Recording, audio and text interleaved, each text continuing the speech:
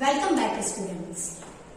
हमने पहले भाग में मेरा विद्रोह इस कहानी के माध्यम से हमने जाना कि रमन की जन्मदिन की पार्टी में जब बालक जाता है तो वहां की सारी सजावट को देख करके उसके मन में भी यह बात आती है कि उसका जन्मदिन उसके माता पिता इतनी हंसी खुशी के साथ में, इतनी साजो सजावट के साथ में क्यों नहीं मनाते हैं। तो चलिए बच्चे के इस सवाल पर माता पिता क्या जवाब देते हैं, उसके पिताजी का इस पर क्या उत्तर उसे प्राप्त होता है, जानते हैं सूर्यबाला जी की इस कहानी के भाग 2 में। उत्तर में पिताजी की झिड़की ने उसके प्रति उपेक्षा व आक्रोश को और भी बढ़ा दिया। जब उस लड़के ने अपने माता पिता से यह सवाल पूछा कि जिस तरह से रमन की जन्मदिन की पार्टी देखी उसने, जिस तरह से उसका जन्मदिन मनाया गया, उसके माता पिता इतने खुश थे, हंसते हुए, खुशी से तिलकते हुए दिखाई दे रहे थे, चारों तरफ अच्छी खासी सजावट दिखाई दे रही थी, तो वैसा जन्मदिन क्यों नहीं मनाते उसका। तो इस बात पर उसके पिताजी से उसे सिर्फ गुस्सा ही सामने आता है। झिड़क दिया उन्होंने, झिड़की मतलब डांट देना, उसके प्रति उपेक्षा अर्थात वे उसे उपेक्षित करने लगे, आक्रोश अर्थात उस पर बहुत ज्यादा क्रोधित हो गए, गुस्सा करने लगे, और जिसके कारण उस लड़के को भी बहुत ज्यादा गुस्सा आ गया, वह भी बहुत ज्यादा उत्साहित हो गया, गुस्से में आ गया। शायद धीरे धीरे इसी उपेक्षा और आक्रोश का स्थान विद्रोह लेने लगा था। अर्थात जब भी बालक की कोई बात से पिताजी को गुस्सा आ जाता, लड़का उससे कहीं और अधिक ज्यादा क्रोधित हो जाता, वह आपे से बाहर हो जाता, और यही बात जो है धीरे धीरे उसके मन में घर कर गई और वह आगे चल करके विद्रोही भावना से ग्रसित हो गया। अर्थात उसके अंदर विद्रोह पनपने लगा। उसे हमेशा ऐसा लगता कि उसके पिताजी उसके बारे में कुछ अच्छा चाहते ही नहीं है, उसे प्यार करते ही नहीं है, उसकी हर बात उसके पिताजी को बुरी लगती है। इस तरह से वह हमेशा अपने पिता के खिलाफ होने लग गया था, उनको अपोज करने लग गया था। अनजाने में मेरे अंदर पिताजी का एक शत्रु पैदा हो गया, अर्थात वह अपने पिता के खिलाफ ही होने लग गया था, पिता के खिलाफ विरुद्ध होने लग गया था, वह अपने पिता का शत्रु अर्थात दुश्मन बनने लग गया था, जो हर समय पिताजी को तंग करने, दुखी करने और उनसे अपने प्रति किए गए अन्यायों के विरुद्ध बदला लेने की स्कीमें बनाता। बालक को हमेशा ऐसा लगता कि पिताजी उसके सबसे बड़े दुश्मन हैं और वह अपने इस बड़े दुश्मन को किस तरह से तंग कर सकता है, उन्हें कैसे परेशान कर सकता है, कैसे वह उन्हें सता सकता है, इसके लिए वह नई नई स्कीमें बनाता, नई नई तरकीबें सोचा करता था। वह पिताजी को दुखी करने का, तंग करने का एक भी मौका छोड़ता नहीं था, हमेशा उनके विरुद्ध खड़ा रहता था। चूंकि पिताजी और पढ़ाई एक दूसरे के पर्यायवाची बन गए थे, अतः पढ़ाई से मुझे उतनी ही चिढ़ हो गई थी जितनी पिताजी से। वह पिताजी मतलब पढ़ाई, पढ़ाई मतलब पिताजी, इस तरह से इन दोनों ही चीजों को, दोनों ही बातों को एक दूसरे का समानार्थी, पर्यायवाची समझने लगा था। अगर पढ़ाई करनी है मतलब पिताजी से भी पढ़ाई करनी है, पिताजी के पास जाना है तो पिताजी कुछ काम तो देंगे नहीं, सिर्फ पढ़ाई लिखाई ही करवाएंगे। इस बात से वो भली भांति परिचित हो गया था, इसलिए वह पढ़ाई से कतराने लगा, उसे पढ़ाई के नाम से भी चिढ़ होने लगी, वो पढ़ाई से दूर दूर भागने लगा। चलिए आगे बढ़ेंगे अब इसके।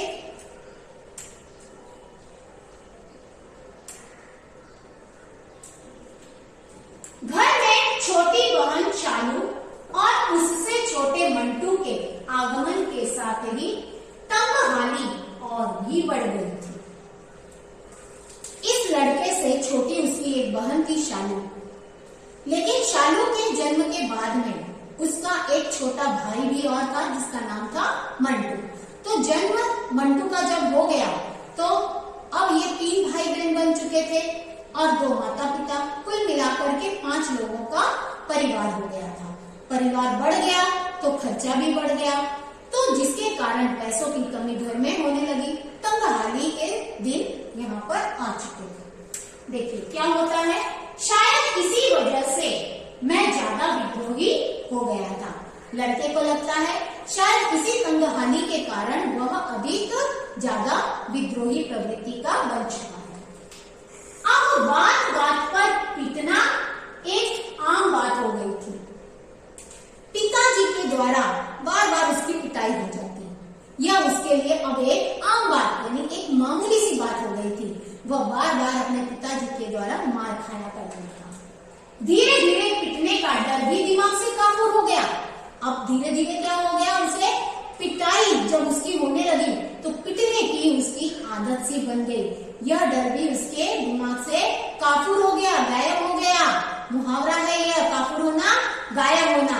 अब उसके मन में इस बात का भी डर नहीं रहता कि अगर वह कुछ गलत करता है तो पिताजी उसकी पिटाई कर देंगे।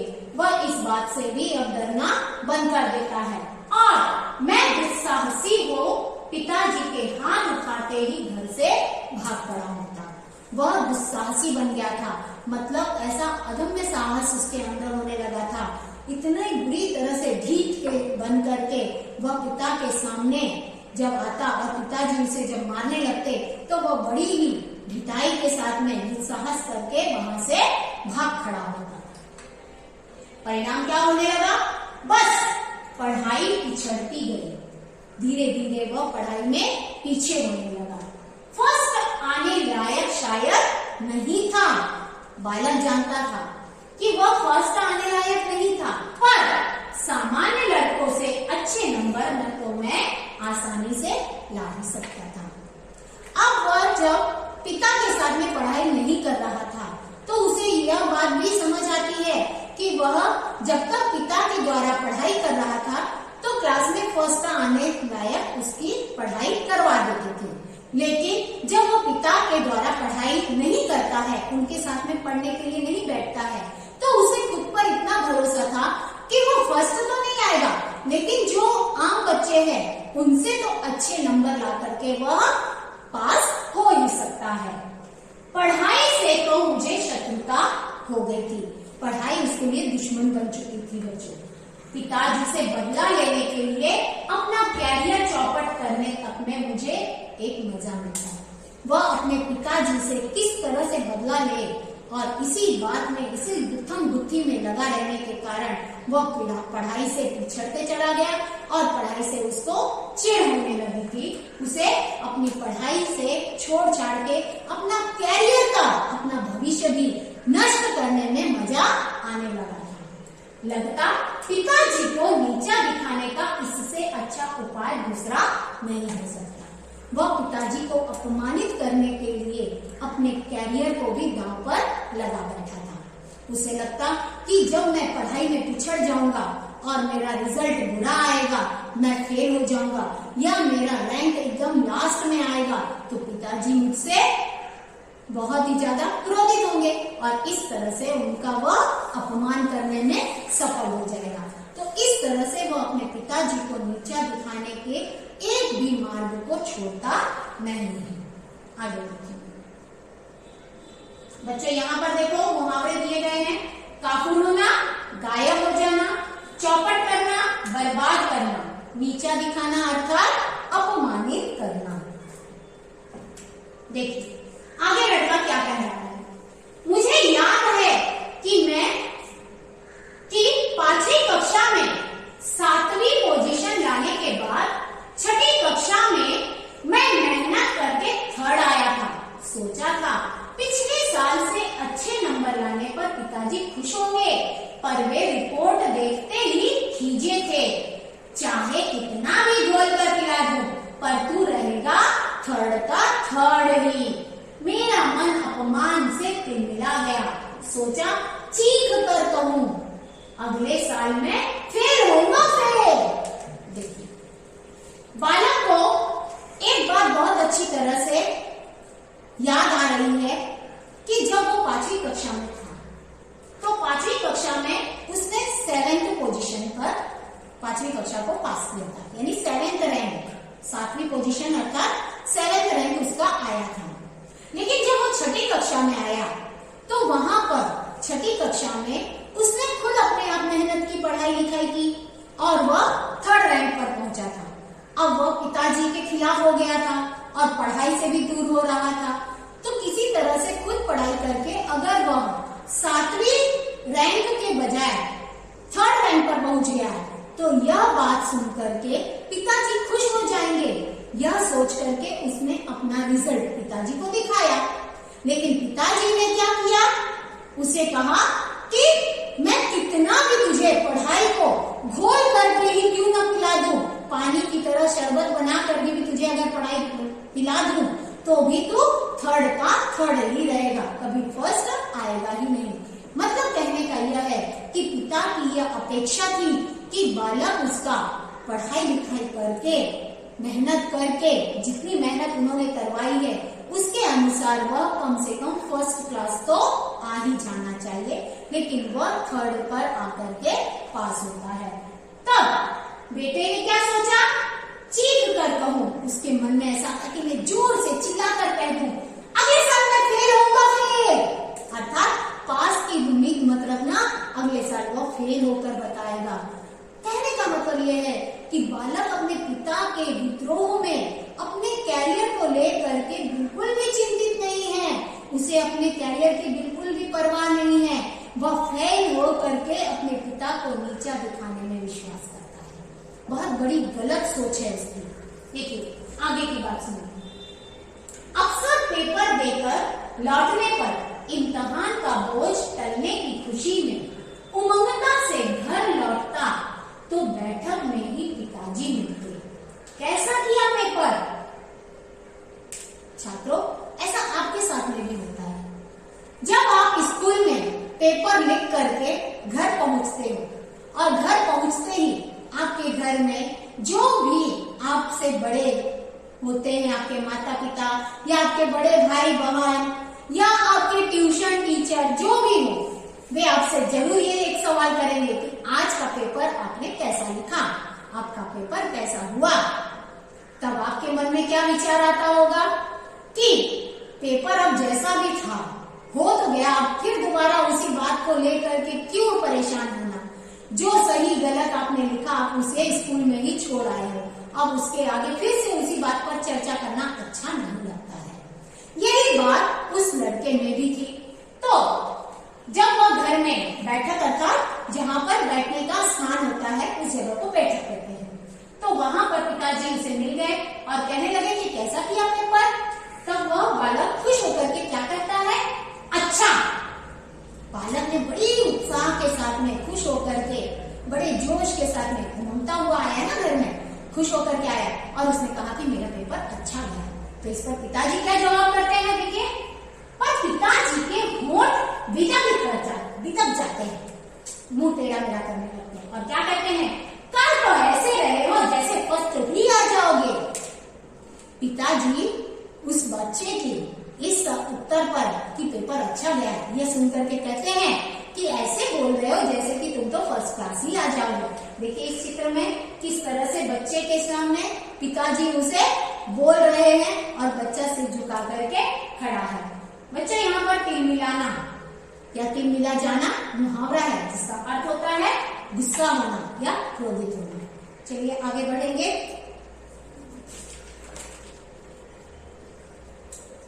खींचकर पेपर देकर लौटने पर तो खास तौर से उनका सामना करने से कतराता, चिढ़ता और माँ के सामने भुनभुनाकर अपना आवेश व्यक्त करता।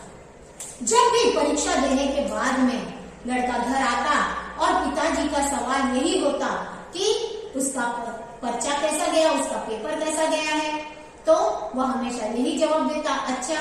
और पिताजी भी उससे इसी प्रकार से उत्तर बोलते कि ऐसे बोल रहे हो जैसे कि तुम तो 1st क्लास आ जाओगे, 1st ही आ जाओगे कक्षा में। और इस तरह की बातों से लड़के को बहुत ही चिढ़ होती। वह इन सारी बातों से, ऐसी स्थितियों से खुद को बचाने की कोशिश करता कि पेपर अब हो गया है, मैं घर में जा रहा हूँ, कहीं पिताजी से उसका सामना ना हो जाए। अगर सामना हो गया तो पिताजी दोबारा वही प्रश्न पूछेंगे कि पेपर कैसा हुआ। वह इन बातों से बचने की कामना करता है, ऐसी इच्छाएं रखता है। और जब अकेले में माँ के सामने जाता है, माँ के पास जाता है, तो माँ के सामने पिताजी के खिलाफ जो बातें उसके मन में आती हैं, उन्हीं बातों को लेकर के वो भुनभुनाता है, बड़बड़ाता रहता है। भुनभुनाना अर्थात बड़बड़ाता रहता है और अपना आवेश यानी क्रोध जो है व्यक्त करता है। शालू मुझे बच्ची लगती थी, पर जब से थोड़ी बड़ी होने के साथ उसने पिताजी माँ का कहना मानना, उनसे डरना शुरू कर दिया है। मुझे उस चमची से चिढ़ हो गई है। शालू जो कि उसकी छोटी बहन थी, जब तक मंटू नहीं था वह उसे छोटी बच्ची लगती थी। मंटू के आने के बाद में शालू भी थोड़ी उम्र में बड़ी हो गई है, समझदार हो गई है। वह अपने माता पिता की बातों को सुनती है, समझती है। वे जब उसे डांटते हैं तो वह भी डरती है, डांट को समझती है तो डरना भी उसे पड़ता है। तो साथ ही साथ में वह यह भी बात जानती है कि माता पिता ने अगर कुछ कहा है तो उसे सुनना है। कभी कभी जो है माता पिता में से खास करके पिताजी जो है लड़के के बारे में शालू को कुछ कह देते हैं, तो शालू जो है उस पर निगरानी रखती है और बाद में वह अपने भाई की शिकायत पिताजी से कर देती है। और इस बात से लड़के को अपनी छोटी बहन शालू, जो पहले बहुत प्यारी बच्ची लगती थी, आज वह उसे पिताजी की चमची लगने लगी, अर्थात वह उसे भी बहुत ज्यादा भेदभाव करने लगा, वह अच्छी लगती नहीं है। आगे देखिए, नन्हे मंटू को गोद में लेकर उछालने खेलाने की तबीयत होती है, पर पिताजी उसे प्यार करते हैं, यह सोचकर ही मुझे उसे रोते रहने देने में ही शांति मिलती है। देखिए बच्चों, छोटा सा बच्चा यहाँ पर ये मंटू के रूप में है।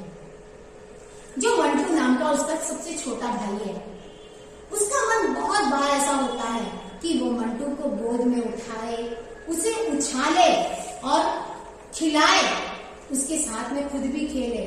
बहुत बार उसके मन में ऐसा आता है, परंतु अगले ही पल उसके दिमाग में यह बात आ जाती है कि पिताजी तो उस छोटे वाले को बहुत ज्यादा प्यार करते हैं, फिर मैं क्यों उसे प्यार करूं। इस तरह से वह मंटू को पिताजी बहुत प्यार करते हैं, यह सोच करके वह रोता है तो उसे रोता हुआ ही छोड़ देता है। इस तरह से वह अपने छोटे से नन्हे भाई से भी दुश्मनी कर बैठता है। चलिए बच्चों, अब आगे बैठते हैं, आगे बढ़ेंगे। देखिए, इस महीने पैसे की ज्यादा परेशानी है।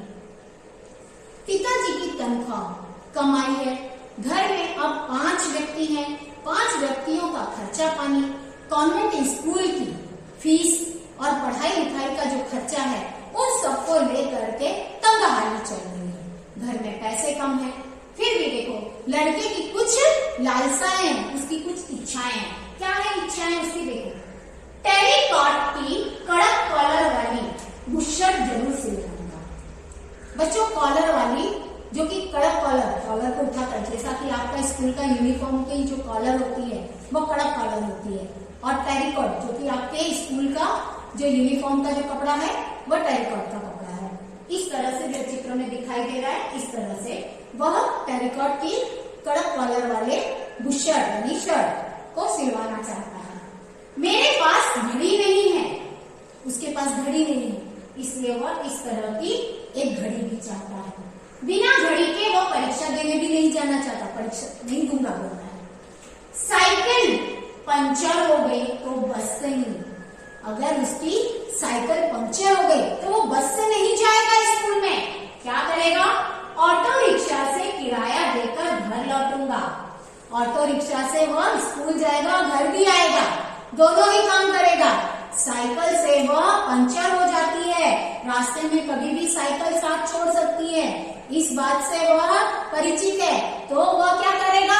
अगर साइकिल पंचर हो गई तो वो बस में नहीं जाएगा, बल्कि वह क्या करेगा? ऑटो रिक्शा में शान से बैठेगा और बाकायदे किराया दे करके घर लौटेगा। अगर स्कूल जाते वक्त ऐसा हो गया, साइकिल पंचर हो गई, तो स्कूल भी वो ऑटो रिक्शा से ही जाएगा। हिप्पी कट बाल कटवाऊंगा। देखो, बाल भी उसे कैसे कटवाने हैं? Hippie cut. छात्रों, हिप्पी कट बाल जो होते हैं, बड़े बालों का आकार, जैसा कि आप इस चित्र में देख रहे हो, बड़े बड़े बाल होते हैं जो आंखों से भी बाहर आ जाते हैं, गर्दन तक लटकते हैं, इस तरह के जो बाल होते हैं उन्हें हिप्पी कट बाल कहते हैं। पुराने जमाने की जो फिल्में हैं उसमें अगर आप देखोगे तो हीरो के जो बालों का हेयर कट है, हेयर स्टाइल है, तो उसमें आपको इस तरह के हेयर स्टाइल देखने के लिए मिलेंगे। वो क्या कहता है, हिप्पी कट बाल कटाऊंगा, माथे पर फुलाकर संवारूंगा। आप सभी ने भी ऐसा कभी न कभी किया होगा, जब आपकी आंखों को छूने लगते हैं बाल तो आप उन्हें माथे पर लाते हैं और जोर से फूंक मारते हो तो बाल ऊपर की तरफ उड़ते हैं। इस तरह से वो बालों को स्टाइल में करना चाहता है। कर ले जो कर सकते हो मेरा, इस तरह से उसने हुंकार भर के, मतलब पिताजी को अगर उसके इन सारे कामों से अगर बुरा लगता है तो बुरा लगे, एक बार नहीं 100 बार लगे, लेकिन वह अपने इन सारे शौकों को पूरा जरूर करेगा। चलिए अब आगे देखेंगे। कई बार मन करता है कोशिश करके एक बार फर्स्ट आ ही जाओ। उसका मन करता है कि वह खूब मेहनत करे, पढ़ाई करे और फर्स्ट क्लास से पास हो जाए, लेकिन तभी अंदर से कोई चीखता है, तभी उसके मन में ऐसी बातें आती है, नहीं यह तो पिताजी की जीत हो जाएगी। उसे लगता है कि अगर मैं फर्स्ट आ गया तो पिताजी मुझसे जीत जाएंगे, वे इसे अपनी ही उपलब्धि समझेंगे और पिताजी को क्या लगेगा कि मैंने इसे इतनी मेहनत से पढ़ाया है, इतना लिखाया अच्छी तरह से, उसके मेहनत को इसीलिए अच्छी तरह से परिश्रम करके रंग लाया है। अर्थात कहने का तात्पर्य यह है कि अगर यह फर्स्ट आया है तो मेरी वजह से आया है। इस तरह की उपलब्धि पिताजी को मिल जाएगी और खुश भी तो होंगे, और पिताजी खुश होंगे। और बालक नहीं चाहता कि पिताजी खुश हो जाए, क्योंकि वह तो अपने पिता का विद्रोही बन चुका है। उन्हें किसी भी तरह से तंग करना, दुखी करना ही अब उसका मात्र एक वह लक्ष्य बन गया था। मेरा उनकी खुशी से क्या वास्ता, क्या लेना देना है, वह उन्हें खुश नहीं रखना चाहता। अब उनका और कुछ वश नहीं चलता तो माँ को सुनाकर कहाते हैं। जब पिताजी बालक से बातचीत नहीं कर पाते हैं तो वे माँ के साथ में झगड़ा कर बैठते हैं, माँ के ऊपर बरस पड़ते हैं, उनको डांटने लगते हैं, दहाड़ने लगते हैं। क्या कहते हैं, ठीक है मत पढ़े, मत लिखे, मत पढ़े लिखे, करे सारे दिन मटर गश्ती, मैं भी इस इम्तिहान के बाद किसी कुली कबाड़ी के काम पर लगा देता हूँ। वे माँ को गुस्सा करते हुए क्या करते हैं, जाने दो, नहीं पढ़ाई करता है ना पढ़ाई करे, मैं भी जब वो इस इम्तिहान के बाद में फेल हो जाएगा ना तो मैं उसे किसी कुली कबाड़ी के पास काम पर लगा दूंगा। बच्चों, कुली कबाड़ी का मतलब, कुली का मतलब होता है जो हमालगिरी करते हैं।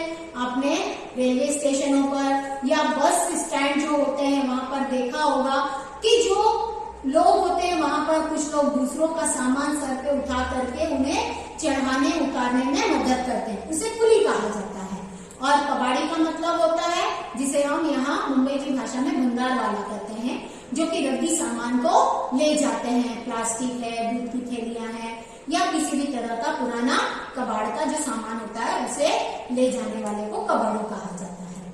तो पिताजी भी गुस्से में अपनी माँ, उसकी माँ को कहते हैं, माँ से जब ये कहते हैं कि वह अगर फेल हो जाता है इम्तिहान अर्थात परीक्षा, तो फेल हो जाने पर या इम्तिहान के बाद में भी उसे किसी कुली कबाड़ी के काम में लगा देंगे। पढ़ाई लिखाई नहीं करता तो यही करना पड़ेगा। यह इस तरह से वे उसे सजा देना चाहते हैं। चलिए आगे बढ़ेंगे। यही देख लीजिए, अभी नुक्कड़ की दुकान पर कुछ खरीदने आया ही था कि अचानक पिताजी सड़क से गुजरते दिखे। क्या हुआ कि बालक जो है किसी काम से बाहर गया, घर के बाहर गया। नुक्कड़ अर्थात जो हमारे घर के बाहर जो किनारे का रास्ता होता है, किनारे का जो स्थान होता है उसे नुक्कड़ कहा जाता है। जैसे मान लीजिए आपकी कोई चावल है या आपकी बिल्डिंग है तो उसका एक सिरा जो आखिरी का होता है उसे नुक्कड़ कहा जाता है। तो वहां पर वो दुकान पर कुछ खरीदने के लिए आया था। वहीं पर उसे उसके पिताजी दिखाई देने लगे रास्ते पर। जानता हूँ, वो मन में सोच रहा है। क्या सोच रहा है? जानता हूँ घर पर पहुंचकर खूब गरजेंगे, दहाड़ेंगे, उसके मन में क्या विचार आया है कि जब मैं घर पहुंचूंगा ना तो मुझ पर ये बहुत क्रोधित होने वाले हैं, गुस्से में आ जाएंगे मुझ पर। देखिए, बालक ने अपने मन में ये धारणा अपने पिता के लिए बना ली है। आगे पढ़ते हैं। लेकिन बाहरी दरवाजे पर आकर सन्न रह जाता हूँ। बालक जब बाहर आया तो चकित रह गया। सन्न रह जाना एक मुहावरा है, वह चकित रह गया। उसने क्या देखा? देखिए, पिताजी को लगा कि उनके बेटे का भविष्य बर्बाद हो गया है। यह सोचकर वे गलियारे में खड़े खड़े दीवार से कोहनियां टिकाए निशब्द कातर रो रहे हैं। अब देखिए बच्चों, बालक ने अपने मन में पिताजी के लिए जो विचार मन में लाए थे कि अब जब वो घर पहुंचेगा तो पिताजी उसे डांटेंगे, डपटेंगे, बहुत ज्यादा गुस्सा करेंगे, नाराज हो जाएंगे, इस तरह की धारणा उसने बना ली थी। लेकिन जैसे ही वो दरवाजे के बाहर आता है तो दरवाजे पर आकर के उसने क्या देखा?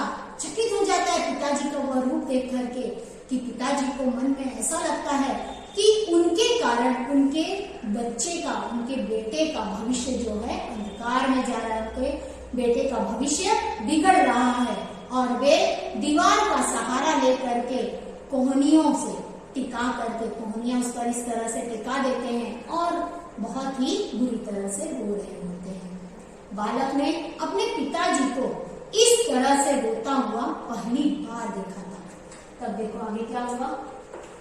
मैं सन्नाटे में खिंचा अवाक खड़ा रह जाता हूँ। पिताजी को इस तरह से बच्चे ने पहली बार रोता हुआ देखा था। वह अचंभित हो गया, आश्चर्यचकित हो गया कि इस तरह से पिताजी रोए जा रहे हैं। पिताजी का ऐसा बेहद निराश, आकुल व्याकुल रूप मैंने इसके पहले कभी नहीं देखा था। बालक ने कभी भी इससे पहले पिताजी को इस तरह से व्यथित होते हुए, दुखी होते हुए कभी भी इस हालत में देखा नहीं था। अकेले में गलियारे में, गलियारे का मतलब होता है गली में, अकेले में सन्नाटे में जा करके पिताजी अपना जो अंदर का दुख था वह रो करके बाहर निकालने का प्रयास कर रहे थे। जिंदगी में पहली बार मैंने अपने पिताजी को इतना विवश अर्थात मजबूर, इतना व्यथित अर्थात बहुत ज्यादा दुखी और इतना बेबस, लाचार देखा। तो क्या पिताजी पहले भी कभी ऐसी ही अवश्य मजबूरियों के बीच रोए होंगे मुझे देखकर? बालक के मन में यह विचार आया कि क्या पिताजी पहले भी कभी अकेले में इस तरह से मुझे लेकर के रोए होंगे? क्या उनके लिए मेरे मन में इतना बड़ा स्थान है कि वे मुझे लेकर के इमोशनल होते हैं? क्योंकि अभी तक तो उसने पिताजी का कठोर रूप ही देखा था।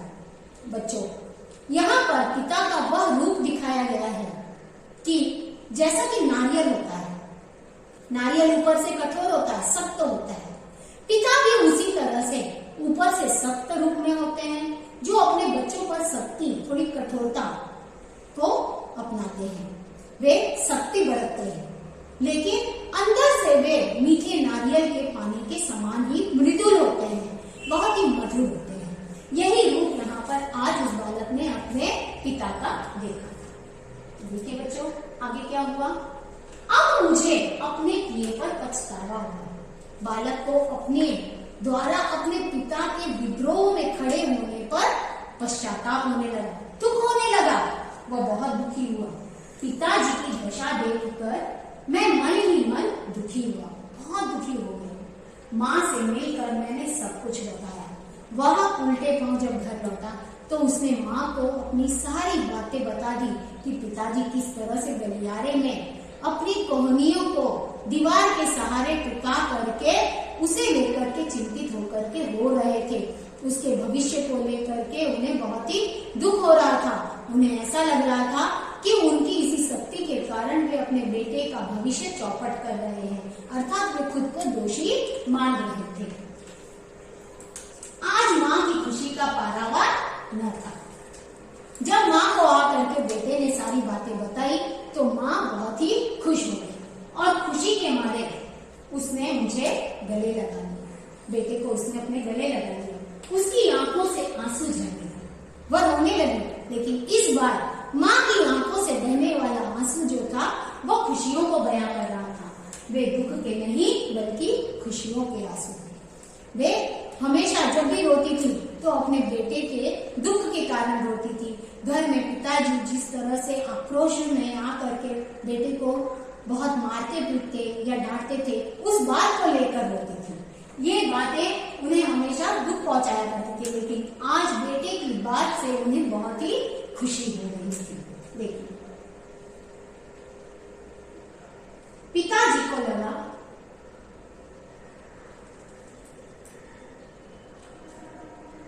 उनकी आंखों के आंसू झरने लगे। वे दुख के नहीं, खुशियों के थे। मेरी आंखों के विद्रोही अंगारे बुझने लगे, मेरे अपने ही आंसुओं की धार से। उसके मन में, उसकी आंखों में जो अपने पिता के लिए विद्रोह के अंगारे बरस रहे थे, उसके मन में अपने पिता के लिए जो विद्रोही भावनाएं थी, वे सारी आज उसके ही आंसुओं से धुल गई थी। मैं निःशब्द कह रहा हूं, पिताजी, मैं संधि चाहता हूं। हाँ, मैं संधि चाहता हूं। मैंने आपको गलत समझा, मुझे क्षमा कर दीजिए। देखिए, वह अपने पिताजी के आने पर उन्हें मुंह खो करके बड़े ही शांत भाव से उनकी तरफ देखता है और देख करके मन ही मन में कहता है कि पिताजी, अब मैं आपका विद्रोही नहीं, मैं आपसे संधि अर्थात आपसे समझौता करना चाहता हूँ, आपके साथ सुलह करना चाहता हूँ। इस तरह से वह उनकी तरफ बड़ी ही प्यार भरी दृष्टि से देखता है और अपने पिताजी से क्षमा मांगने लगता है और कहता है कि वह अब तक जो कुछ कर रहा था वह गलत थी, सारी बातें उसकी गलत थी, उसने अपने पिताजी को गलत समझा, वे उसे क्षमा कर दें। पारावार न रहना, यह एक मुहावरा है जिसका अर्थ होता है सीमा न रहना।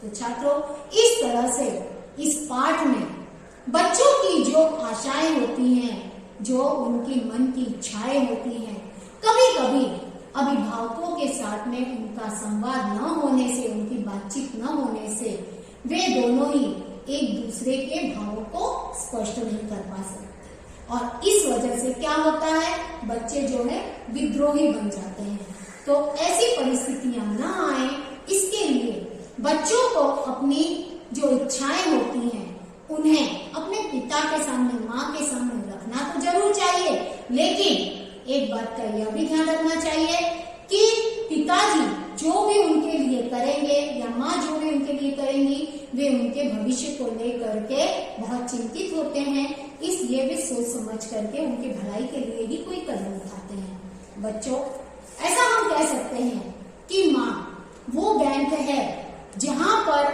आप अपने सारे दुखों को या अपनी किसी भी तरह की भावना को जमा कर सकते हो। तो पिता वह क्रेडिट कार्ड है जो कि अपने खाते में कोई प्रकार का बैलेंस न होने पर भी अपने बेटे के सपनों को सजाने के लिए कहीं से भी पैसों का इंतजाम करेगा और अपने बच्चों के सपनों को साकार करने के लिए हमेशा आगे आता है। तो छात्रों, इस तरह की यह जो कहानी है जो आपके दिल को जरूर छू गई होगी, इस उम्मीद के साथ में आप सभी का बहुत बहुत थैंक यू।